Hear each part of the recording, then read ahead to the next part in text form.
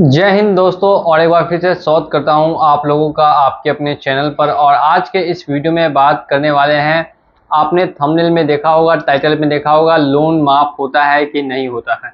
अगर आपने किसी भी तरह का पर्सनल लोन लिया है क्रेडिट कार्ड से, एनबीएफसी एप्लीकेशन से, या फिर आपको ये जानकारी चाहिए कि क्या लोन माफ हो सकता है और अगर लोन माफ होगा तो इसके लिए पूरा प्रोसेस क्या है, कैसे हम लोग अपना लोन माफ़ कर सकते हैं। अगर आपका भी लोन 2 लाख रुपए या उससे कम का है तो आज का ये वीडियो आप लोगों के लिए काफ़ी ज़्यादा इम्पोर्टेंट है।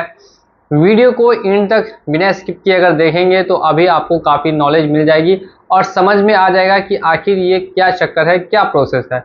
तो ध्यान से वीडियो को देखते रहिएगा, और जिन्होंने अभी तक चैनल को सब्सक्राइब नहीं किया है वो हमारे चैनल को सब्सक्राइब करके बेल आइकन को प्रेस कर दे, ताकि ऐसी इन्फॉर्मेशन वाली वीडियोस फ्यूचर में भी उनको मिलती रहे।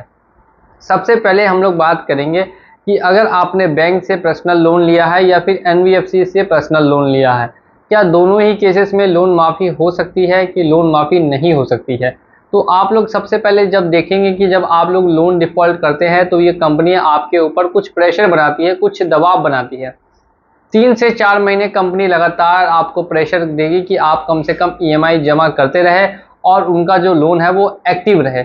अब अगर आपने 3 महीने या उससे ज़्यादा लगातार ईएमआई डिफ़ॉल्ट कर दी तो काफ़ी बैंक या एनबीएफसी क्या करता है कि आपके अकाउंट को एनपीए में डाल देता है, यानी नॉन परफॉर्मिंग एसेट। आपने उनका पैसा नहीं भरा, इसीलिए आपका अकाउंट अब इनएक्टिव, लोन अकाउंट इनएक्टिव कर दिया गया।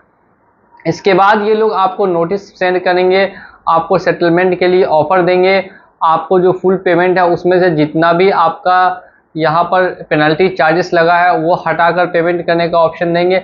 लगातार आपको ऑफर्स मिलते रहेंगे, पेमेंट करने के ऑप्शंस मिलते रहेंगे, और ये सब कुछ चलता है 1 सालों तक। और इसी बीच आपको नोटिस भी रिसीव होते रहेंगे। अगर आपने देखा होगा तो बार बार आपको एडवोकेट के द्वारा नोटिस जारी किया जाता है कि आपके ऊपर कोर्ट में केस होने वाला है, इससे पहले आप अपना लोन जो भी है वो दे दें।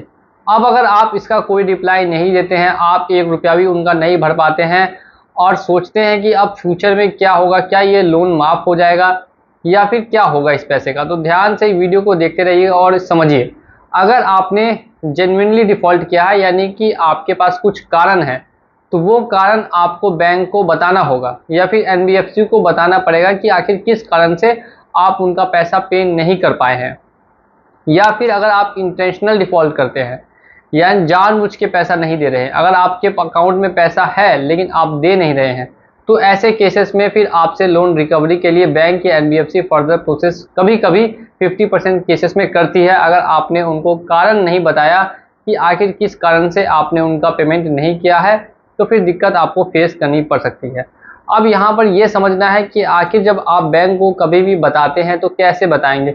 या तो उनको मेल के जरिए बताइए या फिर डाक के जरिए भेजिए, लिख के भेजिए या फिर आप टाइप करके। ये लेकिन कॉल वगैरह पे अगर बोलेंगे तो उसका कोई भी रिकॉर्ड नहीं रहेगा कि आपने किससे बात की नहीं की। कंपनी वगैरह को मेल करते हैं या उनके नाम से स्पीड पोस्ट करते हैं तो फिर वहाँ पे वो कंपनी तक पहुँचेगा, कंपनी में जाएगा और आपकी जो भी प्रॉब्लम है उसका सॉल्यूशन निकलेगा। हमेशा इस चीज़ का ख्याल रखिए कि पर्सनल लोन को ज़्यादा से ज़्यादा कोशिश करें कि किसी भी तरह करके क्लोज़ कर दें। अगर आपसे क्लोज नहीं हो पा रहा है, आपको ऑफर मिलने के बाद भी आप लोन नहीं दे पा रहे हैं, तो यहाँ पर एक चीज़ आपको ध्यान रखना है कि कभी भी ये कंपनियां आपका पूरा लोन माफ़ नहीं करती हैं। भले ही फ्यूचर में फिर दोबारा ये आपसे लोन मांगने ना आए, 1 साल बाद ये लोग जो आपका लोन है वो देखने नहीं जाते, बार बार आपको परेशान करते हैं। 1 साल के अंदर जो भी परेशानी होगी उसके बाद फिर आपको देखने भी नहीं जाएंगे।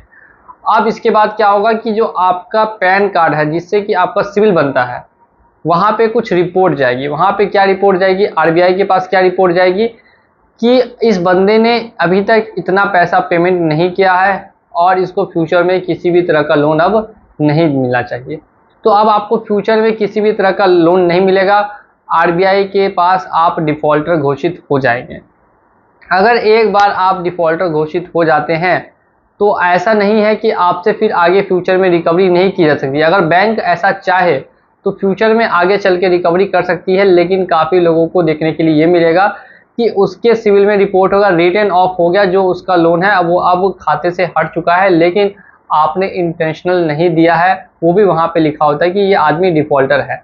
अब आपको डिफ़ॉल्टर घोषित कर दिया गया, भले ही जो आपका लोन था वो खाते से हट चुका है, वो अब एक्टिव नहीं रहा, अब आपको पेमेंट करने की कोई ज़रूरत नहीं है। लेकिन ये भी चीज़ ध्यान रखनी है कि आप डिफ़ॉल्टर बन चुके हैं। अगर अब आप अपने अकाउंट में ज़्यादा अमाउंट का ट्रांज़ैक्शन कर रहे हैं या फिर आपके नाम से कुछ बड़ा ट्रांज़ैक्शन हो रहा है, तो बैंक वाले या फिर आरबीआई की तरफ से हो सकता है कि उस पे रोक लगा दी जाए इन फ्यूचर में, कि जब आपने इतना सा पेमेंट नहीं किया तो फिर आखिर इतने बड़े-बड़े ट्रांज़ैक्शन आप कैसे कर पा रहे हैं।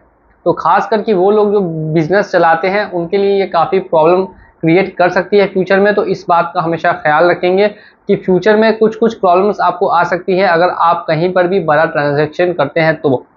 100% लोन माफ़ दोस्तों नहीं होता है। आपको भले ही डिफ़ॉल्टर घोषित कर दिया जाएगा, आपसे लोन नहीं लिया जाएगा, लेकिन इसका ये मतलब नहीं है कि जो आपका लोन है वो पूरी तरह से माफ़ कर दिया गया है। ऐसा कुछ भी नहीं होता पर्सनल लोन के केस में। इस बात का आपको ध्यान रखना। हाँ, पेनल्टी चार्जेस हटाए जा सकते हैं। जो लोन है उसका थोड़ा बहुत भी अमाउंट देके लोन को क्लोज़ किया जा सकता है, लेकिन 100% लोन माफ़ करने का अभी तक कोई भी यहाँ पे सिस्टम जारी नहीं हुआ है। और अगर जारी होगा तो मैं फ्यूचर में ज़रूर आप लोगों को बताना चाहूँगा। अभी फ़िलहाल के लिए मैंने इतनी जानकारी दे दी कि डिफ़ॉल्टर घोषित कर देते हैं, इससे ज़्यादा और कुछ नहीं कर पाते, जिससे फ्यूचर में आपको कुछ-कुछ प्रॉब्लम फेसेस करनी पड़ सकती है, अगर आप बैंकिंग से रिलेटेड ज़्यादा सर्विसेज़ और बड़े ट्रांज़ैक्शन यूज़ करते हैं तब। इसी के साथ उम्मीद करता हूँ कि वीडियो पसंद आई हो तो वीडियो को लाइक कीजिएगा और ऐसी इन्फॉर्मेशन वाली वीडियोज़ के लिए